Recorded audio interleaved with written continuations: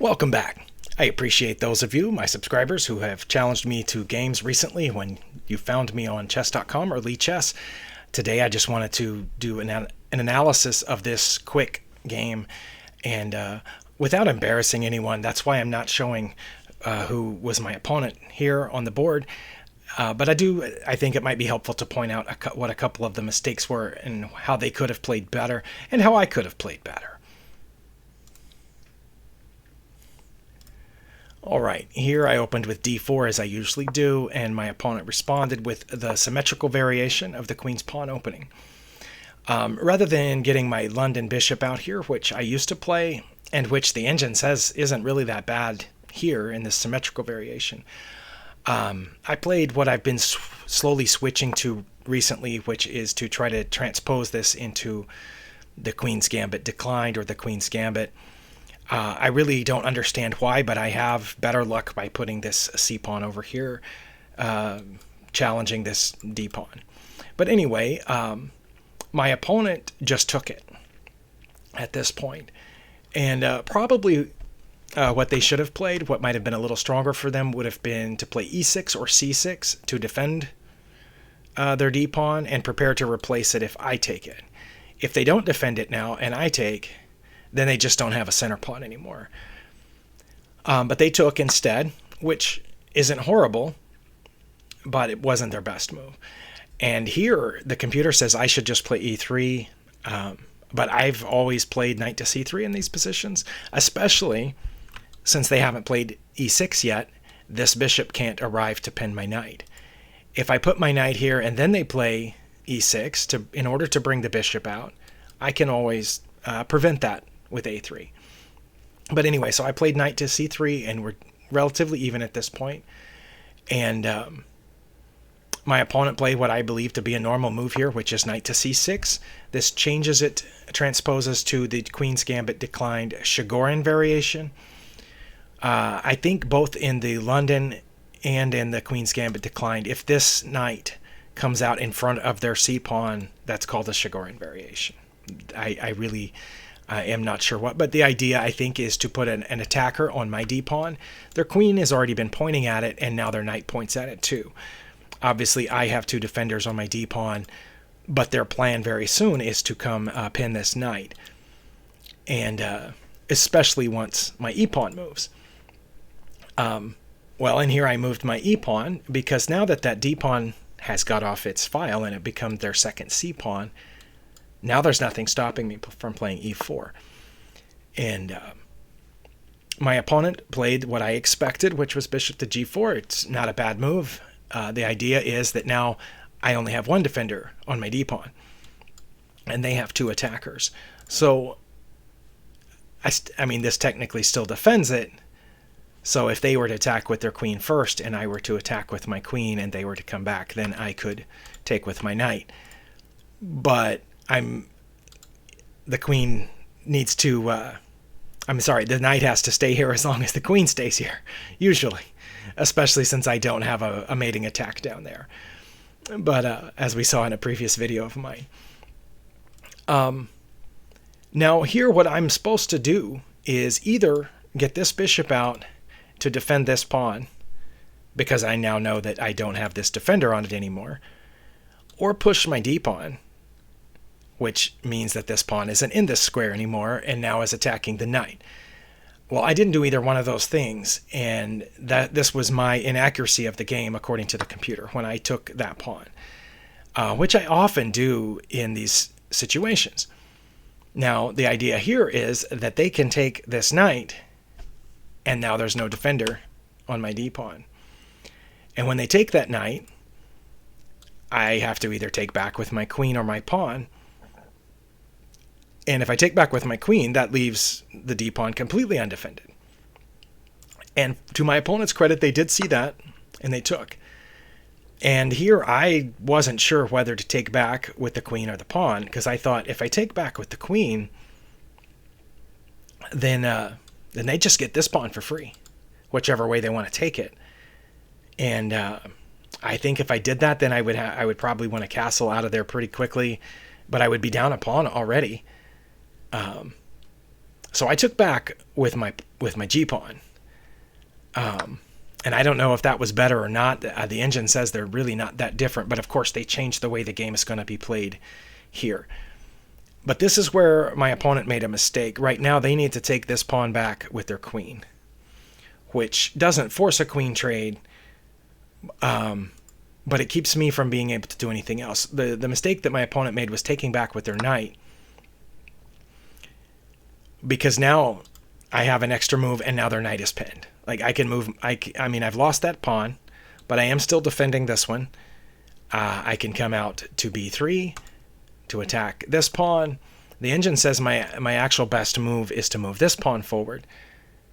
And remember, this knight is pinned to the queen. It's not a hard pin, but it is. And I'll be honest, I thought here for a second, because again, my opponent is up a pawn, and if I move my queen someplace like over here, they get this pawn for free with check. So I thought, well, I need to leave my queen here to protect that pawn. I thought about maybe dropping my bishop back a little bit, either there to keep our queens from seeing each other, or maybe all the way to here to guard that pawn. But then I thought, if I brought it all the way back here, their knight can just attack it and trade off, and then they're already a pawn ahead, and then they're starting to simplify already. But I thought I can win a tempo here by moving my e-pawn forward. And the engine, that turns out to be my only move that doesn't return us to equality. I have the advantage here because of this move, because it gives me time. Again, if they had taken with their queen, then I don't have too many choices. I need to get out of there or trade. But because they took with their knight, that gives me the opportunity to do this with tempo, and now they have to move that knight.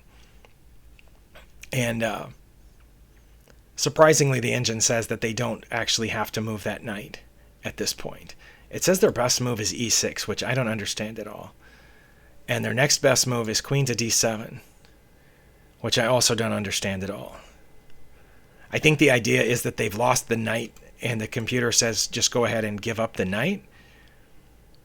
Maybe because if it moves here, I win it. If it moves here, I win it. If it goes back there, I win this one. If it goes over here, I win it. And I don't know why. Why wouldn't the computer want them to move there? I really am not sure. But at this point, the computer, Stockfish says play e6, queen to d7, which I assume is to put the rook behind it, or to take this knight back for some reason. That one I really don't understand.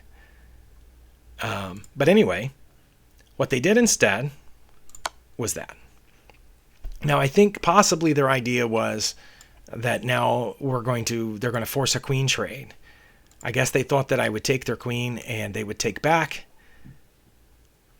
but they didn't realize that this knight would still be hanging in that situation. Because, well, I can't take their queen right now because I'm in check. Maybe they didn't think that part through. They thought maybe I would move my king, and then this move was inexplicable to me. But I will say that I saw fairly immediately that rather than moving my king, I will just take this knight. And that leaves that one still hanging. It still has to go someplace. Okay, so I took the knight, and now I have a big advantage, as you can see from the evaluation bar on the side of your screen. And here my opponent compounded their error by not remembering a Scholar's Mate. And this is why we learn Scholar's Mate as beginners, because whether we open with e4 or d4, if our bishop ever gets on the diagonal pointing at that pawn,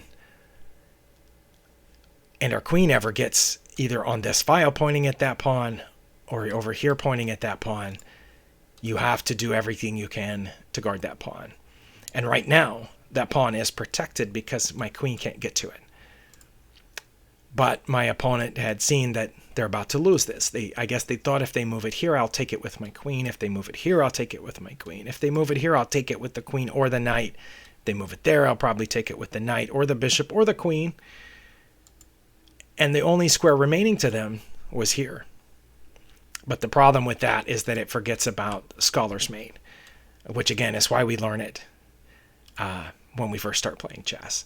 So they took the only square that they could see that wasn't that didn't lose the knight here, And now I can checkmate either with the bishop or the queen. Honestly, I didn't even think of the bishop. That might have been a little bit more sophisticated, but I'm not that sophisticated, so I took with my queen, and that was the end of the game. But again, it comes back to this position where I took that pawn, and we're at almost equality. And then once my opponent takes this knight, and I take back, they need to take back here with their queen. There's a huge difference, and the difference is that this move, even though it doesn't attack my second f-pawn, it does force my queen to do something, and it wins a pawn outright. Because even if I decide to trade queens here, I've lost a pawn, and then their knight ends up there attacking the f-pawn, and I'm in check. But if they attack with their knight first, I have this, and the game starts to fall apart for the opponent. And again, here it doesn't become completely lost, but it forces them to make, in their case, they made a wrong decision.